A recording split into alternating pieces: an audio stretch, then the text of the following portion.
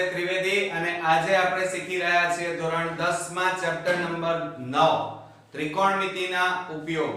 મિત્રો આજે ખૂબ જ ઇમ્પોર્ટન્ટ એક્ઝામ્પલ વિશે વાત કરવાના છીએ. આ એક્ઝામ્પલ મારી દ્રષ્ટિએ બોર્ડમાં પૂછાવાની શક્યતા ખૂબ જ વધારે છે, એટલે તમે આ વિડિયો પહેલેથી છેલ્લે સુધી બે વાર જોઈ લેજો અને જાતે પ્રેક્ટિસ કરજો, જેથી કરીને તમને બોર્ડની એક્ઝામમાં સહેજ પણ તકલીફ નહીં પડે. તો જો આજે આપણે મોસ્ટ ઇમ્પોર્ટન્ટ એક્ઝામ્પલ ની વાત કરતા હતા, એમાં એમ કીધું છે કે 1.5 મીટર ઊંચો એક છોકરો એક 30 મીટર ઊંચી ઇમારતથી. હવે અહીંયા એમ કીધું છે કે આ 1.30 મીટર ઊંચી ઇમારત છે, બરોબર. હવે આપણને આ AB ઇમારત આપેલી છે એમ લઈ લઈએ. ચાલો જોડે જોડે થોડું થોડું દોરતા જઈએ એટલે શું થાય, સમજવામાં પણ આપણને તકલીફ પડે નહીં. અને આ આપણી શું છે, જમીન એમ સમજી લેવાનું.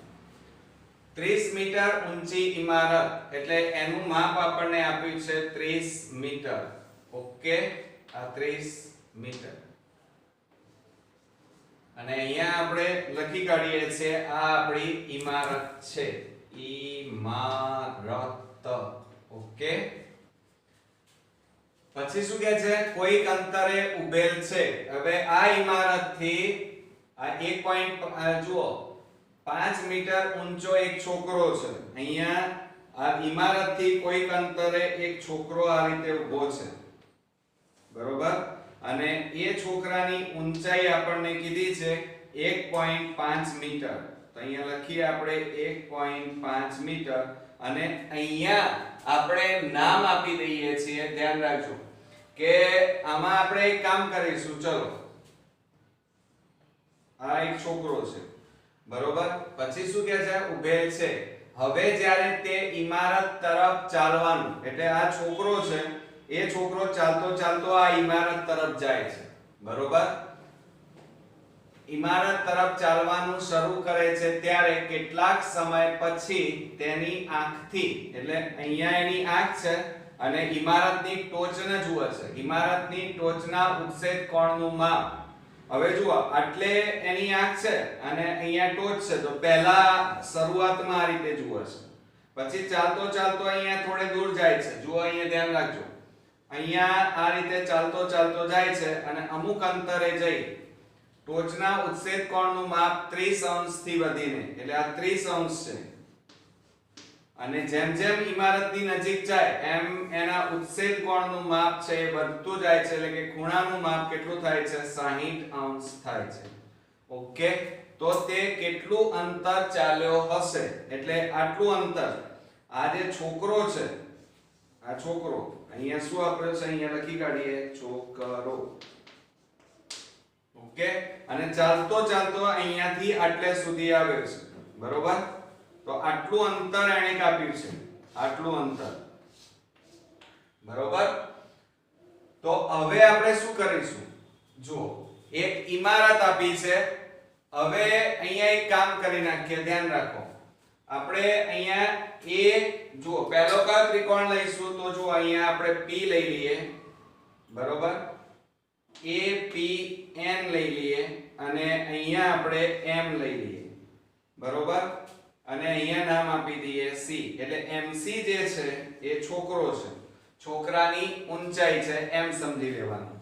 અને આ ND છે એ પણ છોકરાની ઊંચાઈ છે, એટલે 1.5 મીટર ઊંચો છોકરો.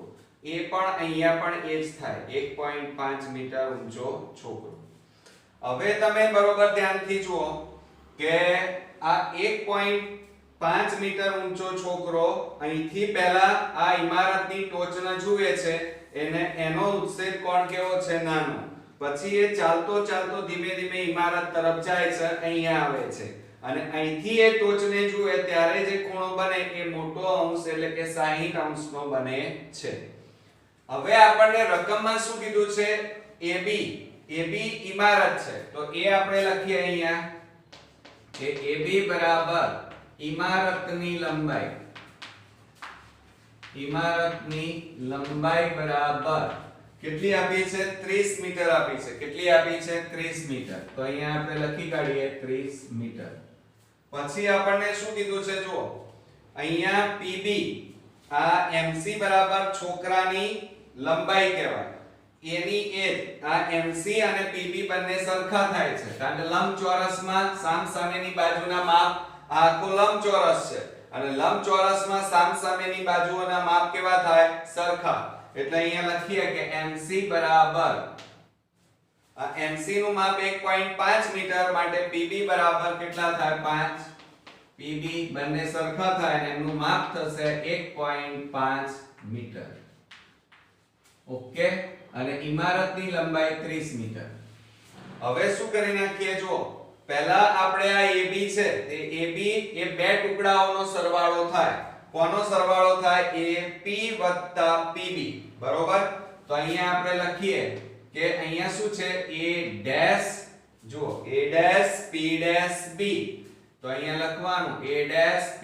ડેશ P હોવાથી એટલે કે P વચ્ચે છે AB ની વચ્ચે P બિંદુ આવેલું છે તો માટે શું લખાય કુલ માપ એટલે કે AB બરાબર ટુકડા એટલે કે AP આ AP PB નો સરવાળો થાય માટે AB બરાબર કેટલા આપ્યા છે કુલ માપ ઇમારતનું 30 બરાબર AP હવે AP નું માપ આપણી પાસે નથી એટલે AP m ના m અને વત્તા PB નું માપ આપણી પાસે છે 1.5 મીટર એટલે 1.5 માટે હવે શું કરવાનું આને આ બાજુ લાવો તો AP બરાબર 30 1.5 માટે AP બરાબર બાદબાકી કરો 30.0 1.5 10 માંથી 5 જાય તો 5 9 માંથી 1 જાય તો 8 અહીંયા 2 એટલે કેટલા આવ્યા 28.5 મીટર આવ્યા બરોબર આ તમારું AP નું માપ આવી એટલે AP નું માપ આવશે 28.5 ઓકે આવી હવે શું કરવાનું છે ધ્યાન રાખો હવે આપણે અહીંયા આપણે શું કરીશું ત્રિકોણ લઈએ APN લઈએ કયો ત્રિકોણ લઈએ APN તો અહીંયા આપણે લખીશું ત્રિકોણ APN માં જોજો ત્રિકોણ APN માં આપણે આ ત્રિકોણ લેવાનો છે જો અહીંયા APN માં માપ ખૂણો આ P બરાબર કેટલા થાય 90 P બરાબર કાટખૂણો થાય 90 અને સાથે સાથે ખૂણો ANP તો અહીંયા લખવાનું માપ ખૂણો ANP બરાબર કેટલા અંશ થશે 60 અંશ ઓકે તો હવે આપણે tan લઈએ tan 60 બરાબર શું થાય AP/NP થાય શું થાય AP/PN અથવા NP લખાય તો અહીંયા લખવાનું કે tan n બરાબર કેપિટલ N બરાબર શું થાય AP/NP અથવા PN AP/NP માટે હવે tan n એટલે tan 60 કહેવાય તો અહીંયા લખવાનું tan 60 બરાબર AP નું માપ આપણી પાસે આવી ગયું જો અહીંયા 28.5 અને છેદમાં NP નું માપ આપણે શું કરવાનું છે શોધવાનું છે NP એટલે PN પણ તમે લખાય હવે tan 60 નું માપ કેટલું થાય √3 બરાબર 28.5 અને છેદમાં PN હવે એક કામ કરી નાખીએ હવે આ શેમાં છે ભાગાકાર આ બાજુ જાય તો ગુણાકાર તો હવે બાજુમાં આપણે લખીએ છીએ માટે PN ગુણ્યા વર્ગમૂળમાં 3 બરાબર 28.5 હવે આ ગુણાકારમાં છે તો ભાગાકારમાં લઈ જાઓ તો PN બરાબર 28.5 છેદમાં વર્ગમૂળમાં 3 આવ્યા આવડશે ને હવે આટલા શું આવે કહેવાય મીટર કહેવાય શું કહેવાય મીટર ઓકે અત્યારે હાલ આટલું જ રવા દો એટલે PN નું માપ આપણી પાસે આવી ગયું કે 28.5 ભાગ્યા વર્ગમૂળમાં 3. ઓકે, આ આપણો એક ત્રિકોણ APN પત્યો. હવે PN આવી ગયા છે. હવે આપણે કયો લેવાનો? ધ્યાન રાખજો, APM લેવાનો. તો હવે મોટો ત્રિકોણ લઈએ છીએ આપણે. ત્રિકોણ APM માં માપ ખૂણો P બરાબર 90 અને માપ ખૂણો કયો થશે? જુઓ, AMP કેટલા અંશનો? 30. તો અહીંયા લખીશું આપણે AMP બરાબર 30 અંશ. બરોબર, 30 અંશ. તો શું થાય? હવે 10m લઈ લઈએ. ચાલો, પણ જો અહીંયા આગળ માટે લખવાનું તમે ક્યારેય ભૂલતા નહીં. બરોબર, માટે માં અહીંયા લખીએ આપણે 10 લઈ લઈએ, સામેની બાજુ ભાગ્યા પાસેની બાજુ. આ 10m લઈએ તો બરાબર ધ્યાન રાખજો, 10m બરાબર આ સામેની બાજુ AP/MP. તો અહીંયા લખીશું AP/MP. હવે 10m ની કિંમત કેટલી છે? 30 અંશ બરાબર AP. હવે AP નું માપ આપણે લેવાનું છે. AP બરાબર કેટલા છે? જો અહીંયા શોધી કાઢ્યા છે 28.5 અને છેદમાં MP. હવે બરોબર ધ્યાન રાખજો, MP નું માપ આપણી પાસે નથી એટલે MP તમારા શું થશે? m ના m આવશે. એટલે આપણે m ના m મૂકવાના, એ શોધવાના છે. હવે 10 30 એટલે એની કિંમત કેટલી થાય? 1/√3 થશે. કેટલી થશે? 1/√3 બરાબર 28.5 છેદમાં MP. હવે બરોબર ધ્યાન રાખો, આ MP ભાગાકારમાં છે, આ બાજુ જાય તો ગુણાકાર, અને આ ભાગાકારમાં છે, આ બાજુ જાય તો ગુણાકાર. તો અહીંયા લખીએ MP ગુણ્યા 1 એટલે કેટલા થાય? MP બરાબર 28.5 અને ભાગાકાર છે, આ બાજુ જાય તો ગુણ્યા વર્ગમૂળમાં 3. એટલે MP બરાબર આપણી પાસે કેટલા આવ્યા? 28.5 ગુણ્યા વર્ગમૂળમાં 3. આટલા શું આવ્યા કહેવાય? મીટર. ઓકે, આવડશે ને? હવે આપણે શું શોધવાનું છે? છોકરાએ કાપેલું અંતર. છોકરો અહીંયા હતો અને એ ખસતો ખસતો ઇમારતની નજીક ગયો એટલે M', N', P આ ઇમારત છે. અહીંયા છોકરો આવી ગયો છે, અહીંયા પહેલા હતો તો M', N', P. તો અહીંયા લખવાનું, આપણે શોધવાનું કયું છે? કેટલું ખસ્યો? આટલું ખસ્યો છે એટલે કે mn શોધવાના છે તમારે. તો અહીંયા આપણે લખી કાઢીએ, પહેલા સ્ટાર કરીને લખીએ. તો એની અંદર તમે બરોબર જુઓ કે હવે M', N', P હોવાથી, હવે જુઓ M', N', P એટલે એનો મતલબ એ થાય કે n બિંદુ M અને P ની વચ્ચે આવેલું છે. અને પછી લખવાનું કે હવે શું લખશો કે કુલ માપ એટલે MP બરાબર ટુકડા Mn + Np નો સરવાળો થાય એટલે કુલ માપ આવી જાય. તો અહીંયા લખવાનું MP બરાબર Mn + Np. ઓકે, હવે MP નું માપ, હવે કુલ માપ આપણે અહીંયા જોવાનું છે.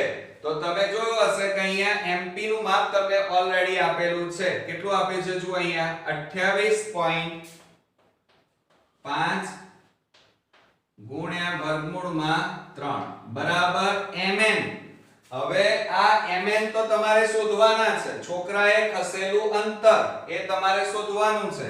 એટલે mn, m ના m અને વત્તા np. આ np તમારે શોધો, અહીંયા આપેલા છે. જો અહીંયા ક્યાંય શોધ્યા છે, જો આવે np અથવા pn એક જ કહેવાય. એટલે અહીંયા લખીએ 28.5 અને છેદમાં વર્ગમૂળમાં 3. તો હવે આપણે શું કરવાનું? આ પ્લસ છે એને આ બાજુ લાવો તો માઈનસ થઈ જાય. તો અહીંયા લખવાનું માટે mn બરાબર આ પ્લસ છે એને આ બાજુ લાવી દો તો શું થાય? 28.5 વર્ગમૂળમાં 3 માઈનસ પ્લસ છે, આ બાજુ આવે તો માઈનસ થાય. 28.5 અને છેદમાં કેટલા આવે? વર્ગમૂળમાં 3. અહીંયા છેદમાં કશું નથી એટલે કેટલા કહેવાય? 1. હવે જોજો બરોબર ધ્યાનથી, હું અહીંયા બાજુમાં હવે આ દાખલો ગણીશ. હવે જુઓ, આ બંનેમાંથી આ બંને પદ છે એમાંથી સામાન્ય શું નીકળે છે? જુઓ 28.5 સામાન્ય નીકળે છે. તો અહીંયા લખીએ આપણે mn બરાબર 28.5 સામાન્ય કાઢ્યા તો કૌંસમાં અહીંયા જો આ નીકળી ગયા એટલે બાકી કેટલા રહ્યા? વર્ગમૂળમાં 3. તો અહીંયા લખીએ વર્ગમૂળમાં 3 ઓછા જો 28.5 તો સામાન્ય કાઢ્યા એટલે કેટલા વધે? કઈ ના વધે એટલે 1 લખાય અને છેદમાં કેટલા વધ્યા છે? જુઓ વર્ગમૂળમાં 3. તો અહીંયા લખીશું વર્ગમૂળમાં 3. હવે આ mn બરાબર 28.5 અને કૌંસમાં હવે લસા લેવો પડશે, વર્ગમૂળમાં 3 લસા લો. તો હવે શું થાય? આ વર્ગમૂળમાં 3 અને આ વર્ગમૂળમાં 3 છેદમાં કશું નથી એટલે આ બંને ગુણાઈ જાય. બંનેનો ગુણાકાર કરો a ગુણ્યા a એટલે a સ્ક્વેર થાય. એટલે અહીંયા લખવાનું તમારે વર્ગમૂળમાં 3 નો વર્ગ અને ઓછા. હવે જુઓ આ વર્ગમૂળમાં 3 અને આ વર્ગમૂળમાં 3 છેદમાં છે અહીંયા એટલે ઉડી જાય અને વધે કેટલા? 1. તો માટે અહીંયા લખવાનું mn બરાબર 28.5 બરોબર ગુણ્યા કૌંસમાં વર્ગ, આ વર્ગ અને વર્ગમૂળ નીકળી જાય એટલે કેટલા વધે? 3 ઓછા 1 છેદમાં વર્ગમૂળમાં 3. ઓકે. હવે તમારે શું કરવાનું? માટે mn બરાબર 28.5 અને ગુણ્યા, હવે જો 3 માંથી 1 જાય તો કેટલા રહેશે? 2 અને છેદમાં કેટલા છે? વર્ગમૂળમાં 3. હવે શું કરશો મિત્રો? ધ્યાન રાખજો, આટલું થઈ જાય પછી મેં તમને શું કીધું હતું કે હવે કંઈ પણ થતું નથી તો અહીંયા છેદમાં કેટલા આપેલા છે? વર્ગમૂળમાં 3. એ ન ચાલે તો એને કાઢવા માટે તમારે અહીંયા ઉપર અને નીચે વર્ગમૂળમાં 3 વડે ગુણવા પડશે. બરોબર? તો હવે તમે શું કરશો? બરોબર જોઈ લો. હવે તમારે અહીંયા mn બરાબર આ mn બરાબર 28.5 ગુણ્યા, હવે જુઓ આ બેનો ગુણાકાર કેટલો થાય? 2 વર્ગમૂળમાં 3 અને છેદમાં √3 ગુણ્યા √3 એટલે વર્ગમૂળમાં 3 નો વર્ગ કહેવાય. એટલે કે આ a ગુણ્યા a એટલે a સ્ક્વેર થાય. એમ અહીંયા √3 ગુણ્યા √3 એટલે √3 નો વર્ગ. તો અહીંયા કેટલા આવશે? જુઓ mn બરાબર 28.5 ગુણ્યા, અહીંયા જગ્યા નથી હવે આપણી પાસે તો અહીંયા લખીએ છીએ માટે mn બરાબર 28.5 ગુણ્યા 2 વર્ગમૂળમાં 3 અને છેદમાં કેટલા આવ્યા? 3. કારણ કે આ વર્ગ અને વર્ગમૂળ નીકળી જાય એટલે છેદમાં કેટલા વધે? એકલા 3. હવે તમારે શું કરવાનું? 28.5 છે બરોબર, તો પોઈન્ટ કાઢી નાખો તો શું લખાશે? mn બરાબર જોજો બરોબર 285 ગુણ્યા 2 વર્ગમૂળમાં 3 અને છેદમાં 3 ગુણ્યા પોઈન્ટ કાઢી નાખ્યું એટલે છેદમાં કેટલા લખાય? 10 લખાય. હવે આપણે છેદ ઉડાડવાના છીએ તો જુઓ 3 9 27 અને 3 5 15 એટલે કેટલા છેદ ઉડ્યા? 95 એ છેદ ઉડી ગયા. હવે તમારે શું કરવાનું? બરોબર ધ્યાનથી જુઓ. હવે વધ્યા આપણી પાસે કેટલા છે? 95 ગુણ્યા 2 ગુણ્યા વર્ગમૂળમાં 3. તો આ બેનો ગુણાકાર કરો તો mn બરાબર જોજો હવે mn બરાબર 2 5 2 5 કેટલા થાય? 10 નું 0 વધી પડી 1 2 9 18 18 ને 19 એટલે 190. બરોબર? કેટલા આવ્યા? 190 ગુણ્યા વર્ગમૂળમાં 3 અને છેદમાં કેટલા વધ્યા? 10. જુઓ 10 આ મીંડે મીંડે ઉડી જાય તો કેટલા વધ્યા? mn બરાબર 19 વર્ગમૂળમાં 3 એ આપણો જવાબ કહેવાય. તો હું અહીંયા લખીશ હવે છેલ્લે ધ્યાન રાખજો આન્સર લખું છું. આન્સર કે mn બરાબર હવે વધ્યા કેટલા? તો અહીંયા લખવાનું mn બરાબર 19 વર્ગમૂળમાં 3. ઓકે, આટલા શું આવ્યા કહેવાય મીટર એટલે અહીંયા શું લખાય છોકરાએ ખસેલ અંતર આવ્યું કહેવાય શું આવ્યું કહેવાય ખસેલ અંતર ઓકે આ તમારો ફાઇનલી આન્સર અહીંયા આવી ગયો છે હવે જુઓ આ રીતે તમારે પદ્ધતિસર તમારે અહીંયા આખો દાખલો ગણવાનો છે આમ ઈઝી છે કોઈ હાર્ડ નથી પણ સમજવાનું હતું ને એ મેં તમને એકદમ સરળ મેથડ થી તમને tan નો ઉપયોગ કરી અને સમજાવી દીધું છે બરોબર બીજું આકૃતિ તમે સમજશો નહીં ત્યાં સુધી તમે નહીં આવડે તો હવે મિત્રો ખાસ એ છે તમે જો સાચી આકૃતિ દોરેલી હશે તો તમે ગણતરી પણ ચોકસાઈથી કરશો મારી દ્રષ્ટિએ બોર્ડ માટે આ ખૂબ જ ઇમ્પોર્ટન્ટ એક્ઝામ્પલ છે હા હું સમજુ છું થોડો બુદ્ધિની કસોટી થોડો હાર્ડ કહેવાય પણ તમે આ વિડિયો બરોબર 2 વાર જોઈ લેજો મેં ઈઝી મેથડ થી શીખવાડ્યો છે એટલે તમે એકવાર પણ જોઈ લેશો તો પણ આ દાખલો તમને એકદમ આવડી જશે બરોબર તો અહીંયા જોઈ લો અને હવે નેક્સ્ટ વિડિયોમાં બીજા એક ઇમ્પોર્ટન્ટ એક્ઝામ્પલ સાથે મળવાના છીએ તો નેક્સ્ટ વિડિયોમાં આપણે મળીશું ત્યાં સુધી ગુડ નાઈટ મિત્રો